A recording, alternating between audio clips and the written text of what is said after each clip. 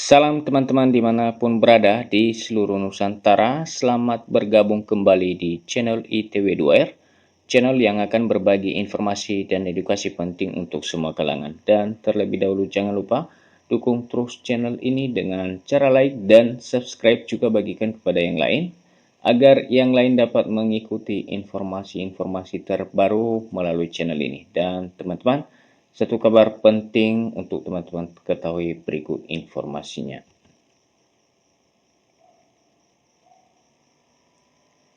Nah, teman-teman, BKN sudah merilis ya siaran persnya terbaru per 12 Juni 2025 nomor 022-rilis-BKN-6-2025. Hasil akhir seleksi P3K tahap 2, pelamar dapat cek pengumuman instansi secara berkala. Dan untuk selengkapnya teman-teman, berikut ya informasinya dimuat di laman website atau dipublikasikan di websitenya BKN yang merupakan informasi valid tentunya mengenai hasil dari seleksi P3K tahap 2. Dan teman-teman, mari kita ikutin bersama isi dari siaran pers ini. Siaran pers nomor 022-rilis-BKN dan seterusnya. Hasil akhir seleksi P3K tahap 2, pelamar dapat cek pengumuman instansi secara berkala. Pelaksanaan seleksi pegawai pemerintah dengan perjanjian kerja P3K tahun 2024 telah memasuki tahap hasil akhir kelulusan peserta yang akan diumumkan oleh masing-masing instansi secara bertahap mulai 16 sampai dengan 30 Juni 2025.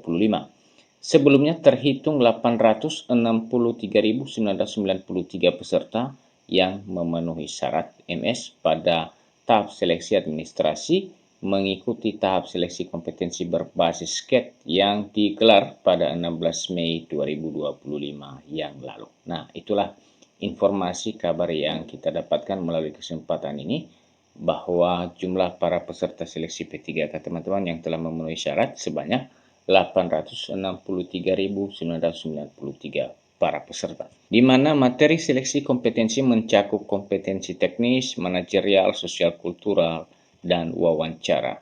Pada seleksi P3K tahap 2 tahun 2024, kriteria pelamar yang ikut seleksi adalah tenaga non-ASN aktif yang telah bekerja di instansi pemerintah secara terus-menerus selama minimal 2 tahun terakhir dan lulusan pendidikan profesi guru PPG, khususnya lulusan PPG yang melamar formasi guru di instansi daerah.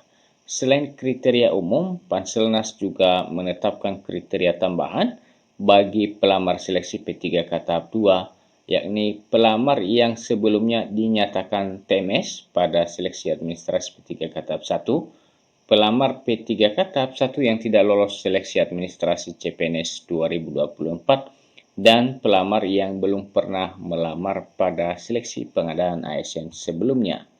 Pemerintah melalui Panselnas juga melakukan optimalisasi formasi pada seleksi P3K tahap 2. Jadi melalui siaran pers ini teman-teman, dapat kita ketahui informasi pastinya disampaikan bahwa Panselnas melakukan optimalisasi formasi pada seleksi P3K tahap 2. Dengan urutan prioritas pengisian formasi sebagai berikut. Pelamar prioritas 1 tahun 2021, khususnya guru dan bidan D4 yang belum mendapatkan formasi. Ex honorer kategori 2, THK 2 yang memiliki kualifikasi sesuai dengan formasi kosong, pegawai dengan kode R2 dan R3 yang jabatan dan kualifikasinya sesuai dengan formasi tersedia, non-ASN dengan pengalaman minimal 2 tahun, dan lulusan prajabatan atau PPG. Nah, itulah prioritas pengisian formasi melalui kebijakan optimalisasi ini teman-teman.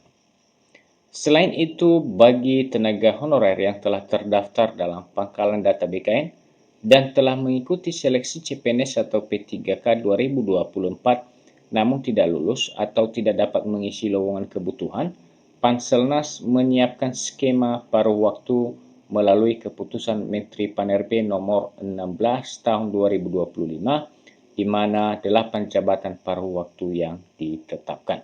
Jadi juga informasinya teman-teman ya, bagi teman-teman yang tidak lulus atau tidak dapat mengisi lowongan kebutuhan, ya disampaikan bahwa Panselnas telah menyiapkan ya skema paruh waktu melalui keputusan Menteri Pan-RB nomor 16 tahun 2025.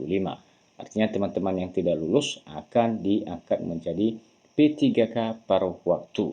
Dengan jabatan ya, P3K paruh waktu ini terdiri dari beberapa jabatan. Yang pertama, guru, tenaga kependidikan, tenaga kesehatan, tenaga teknis, pengelola umum, operator layanan operasional, pengelola layanan operasional, penata layanan operasional. Nah, itulah jabatan-jabatan yang dapat diisi oleh para P3K paruh waktu nantinya.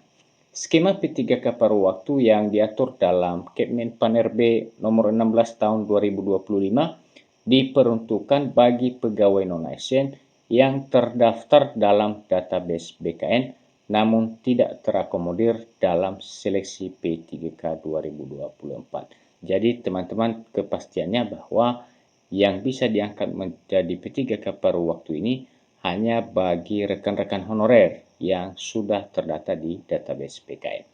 Untuk pelaksanaannya sendiri, menunggu seluruh rangkaian seleksi P3K 2024 tahap 1 dan tahap 2 selesai. Nah, itulah kira-kira pelaksanaan pengangkatan P3K paruh waktu nantinya setelah seluruh seleksi P3K 2024 selesai, baik tahap 1 dan tahap 2.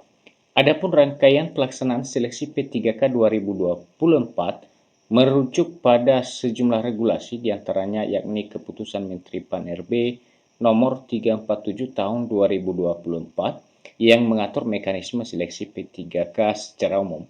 Selain itu terdapat juga Keputusan Menteri Pan-RB nomor 348 tahun 2024 dan nomor 349 tahun 2024 yang khusus mengatur seleksi untuk jabatan fungsional guru dan kesehatan di instansi daerah.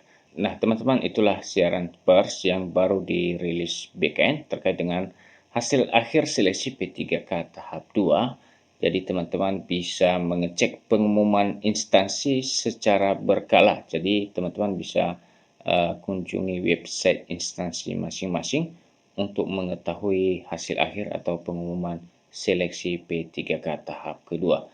Dan teman-teman, ada beberapa tadi informasi yang kami bagikan atau berupa isi siaran pers ini yang telah kita ketahui bersama. Dan semoga ya, informasi ini dapat memberikan pemahaman untuk kita semua. Dan demikian saja yang dapat kami bagikan melalui kesempatan ini.